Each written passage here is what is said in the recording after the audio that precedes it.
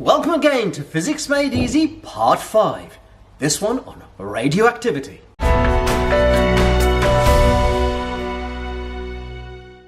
We will start at the beginning with an atom.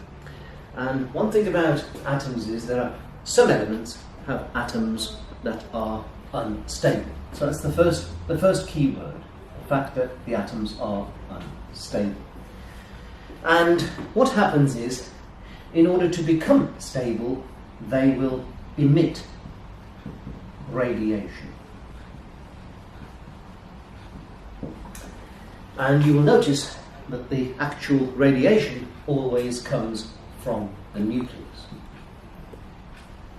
That's the first key point. The second key point is that the whole process is spontaneous. It just happens.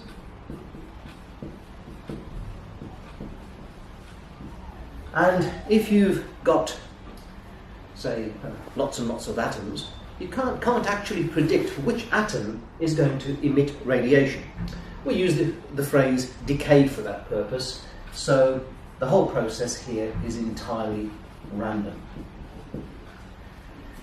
Right, so now there are three types of radiation that the nucleus of an atom can emit. The first type is called alpha. That's a symbol for an alpha. What is it? It is a helium nucleus, i.e. it's lost its electrons. It's made up of 2 protons and 2 neutrons. The second one is the beta particle, and that in fact is a fast moving electron. You may ask the question that you've got an electron coming from the nucleus of an atom. Well, what happens is one of the neutrons inside is changed into a proton and an electron. So it's still an electron, but from the nucleus. And the third type of radiation is gamma. There's a symbol for gamma radiation, which in effect is an electromagnetic wave. Now, these radiations are in fact ionizing, and there is another key word there for you. They're ionizing radiations. What this means is that they have the ability to knock electrons off atoms. Now, in the same token, if they have this ability, they have the ability to destroy living cells. They can alter the chromosome structure or the DNA structure and cause mutations of cells, and can be responsible for inducing cancers. Let us have a look what happens to an alpha, what happens to the nucleus of an atom when an alpha particle is emitted.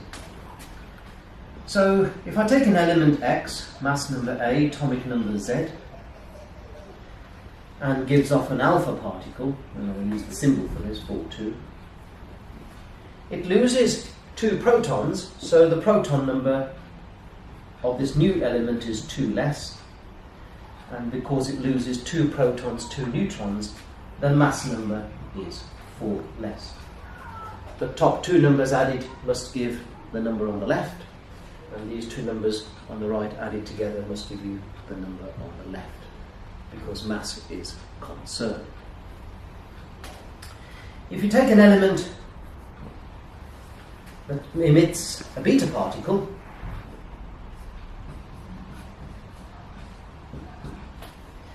the mass number doesn't change, but the proton number or atomic number increases by 1.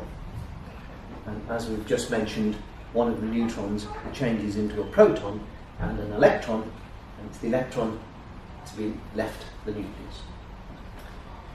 Now, gamma is an electromagnetic wave. So that's simply just energy that remains, and usually accompanied by the emission of alpha and beta. Now, the other thing is, you will see in the practical in a short time, is that the alpha particles are in fact fairly large, and you will find these can be stopped by paper. Right, we use a Geiger counter to measure the amount of radiation coming from a source, and at this moment this counter is ticking away and is picking up the background radiation, which is likely to be coming from the rocks beneath them, and maybe perhaps from outer space. In front of us we have various radioactive sources which are held inside lead-lined containers because they are pretty dangerous to living cells. They can destroy living cells because of their ionizing property. In this one, for example, we have a plutonium source, which is an emitter of alpha, beta and gamma radiation. And I'm going to take from here a source that emits alpha radiation, and you'll notice the moment I bring this source to the counter rate goes up and you can just hear it.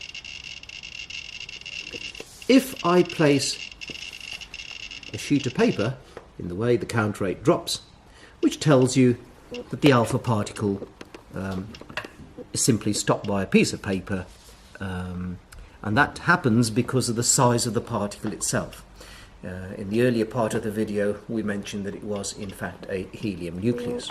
You will also see that with beta particles, a beta particle is usually stopped by a few millimeters of an aluminium sheet. If we then take a beta source,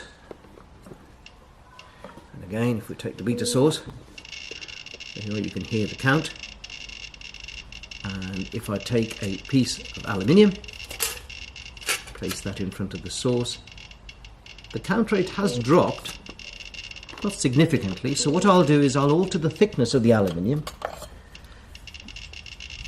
and there you can hear it there. And there we go. And so a few millimeters of aluminium will in fact stop a beta particles coming through. I mentioned earlier the beta particle is simply a fast-moving electron.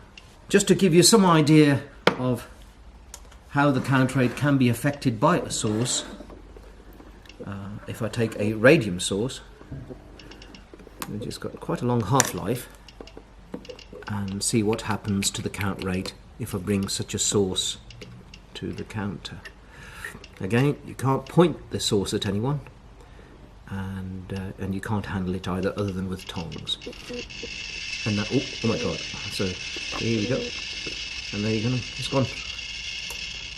To add to this, I'll take another source which in fact emits gamma radiation. Now gamma, of course, you will be familiar with the fact that gamma radiation is a wave and not a particle. And if I bring the source to the counter, there it is, and if I take a small thickness of lead, the count rate dramatically drops. Now the point about this is because gamma is a wave, it reduces the intensity of the gamma radiation, but may not entirely stop the radiation from going through the lead. Alpha is very strongly ionizing, beta is less ionizing, and gamma is weakly ionizing. Thank you for watching.